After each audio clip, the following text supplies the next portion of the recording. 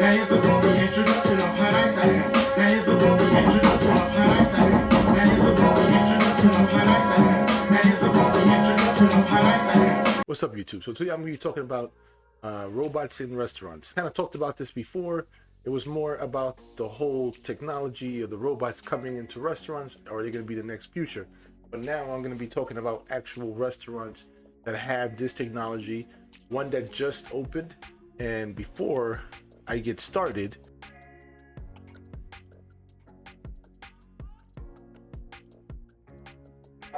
we'll take a quick look at the video and we'll just have our thoughts right after, and that will be it. High-tech robotic restaurant is version 2.0 for Spice. Gone are the old induction metal woks in favor of what they now call the Infinite Kitchen. Our first version was really exciting, but it was somewhat limiting in the type of food that we could serve, and it was also slow. Our wait time was actually pretty long. After opening in 2018, the fast casual restaurant shut down the next year to regroup and is now back, open in downtown Crossing and a new location in Harvard Square. Co-founder and CEO Michael Fareed. Having learned so much from that model, we decided to kind of like go back to the drawing board and design something new. That's the Ancho. It's a carbon steel grill that cooks the ingredient on both sides. We have a steamer. It's actually a superheated steamer. It steams the ingredient with a temperature that's hotter than 212 Fahrenheit. Other modules distribute sauces and cool and dry toppings as the bowl advances via conveyor belt. Each ingredient is cooked at just the right time. The new menu also includes more than just grain-based stir fries. There are salads, pasta, and ramen too. From the time you place the order to the time the bowl is complete is around 3 minutes. Jeff Tenner is the executive chef and vice president of food and beverage. The Infinite Kitchen is the front side of the experience that cooks and assembles your meal. But in the back, we actually have a prep kitchen where we do all of the work to prepare each of those ingredients. Each ingredient is not only stored in its own refrigerated container or tube, it's also dispensed individually into the bowl. This helps avoid cross-contamination for anyone with food allergies. We learned that there was an underserved population out there because restaurants traditionally don't accommodate those things very well. One item intentionally missing from the menu is beef, one of Spice's efforts to reduce its carbon footprint. The entire Infinite Kitchen is electric, so that means that eventually when this part of Cambridge is powered by renewable energy, that means that, we're not relying on gas. Fresh, healthy meals made responsibly with flavor, founded by 4 friends from MIT.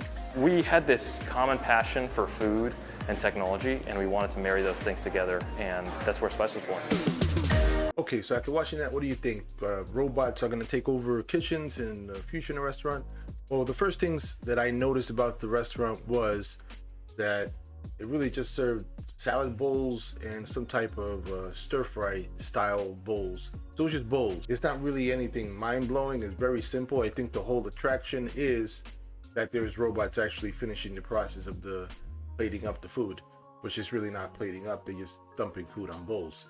But that is really the big draw. I actually looked on Yelp, and if you would like to look in Yelp, about 90% of the really good reviews, their main focus is that they wanted to go there for the technology. They were so excited about seeing the robots preparing the food and how everything is set up, how they're able to put their order in the iPad.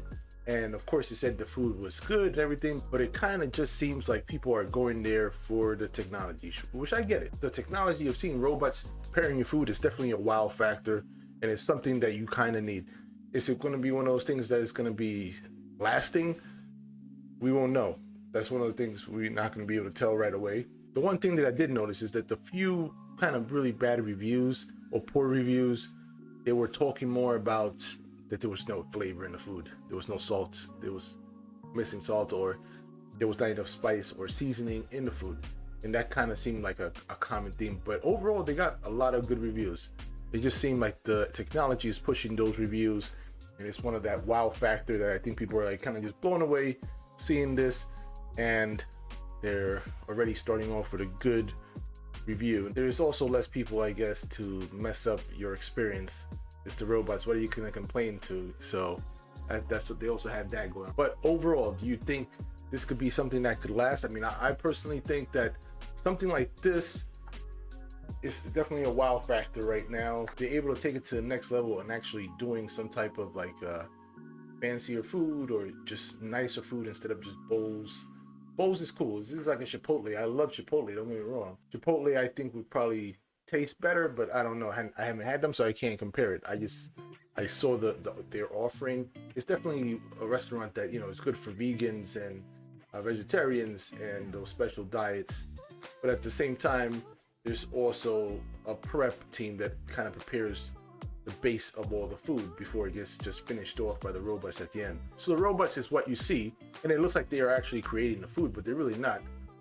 The food is actually created in the back by prep cooks, and it's just being put in containers where the robots just kind of dispense portions at a time, and as it cooks in their technology. They say there's money being saved, which I could see that in the long run, but to just be able to open up a restaurant with all this technology, it's got to be a huge investment. I work with some current technology, simple technology that we have in the kitchen, and some higher end technology.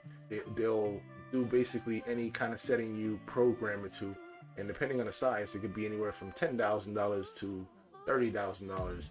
And if you get some really big machines, it can be, you know, $50,000. So technology is, yes, it will save you money, I guess, in the long run. $50,000 when you think about it, if you're paying a couple salaries. Yes, but is that actually gonna make the food better? Consistent? Yes. Better? You'll need more time to actually find out if you can actually do overall better food than actual a great or a really good cook or experienced chef.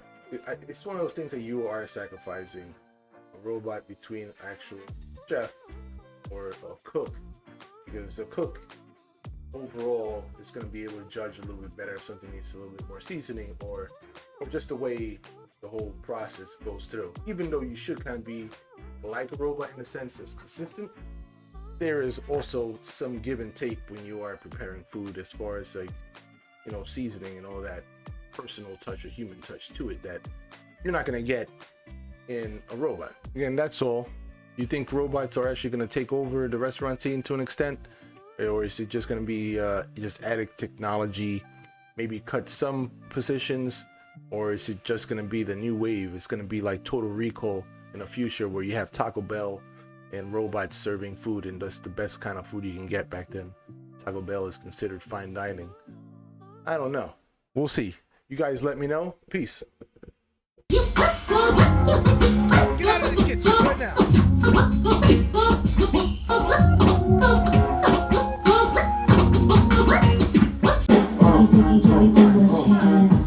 She's sick of that song on how it's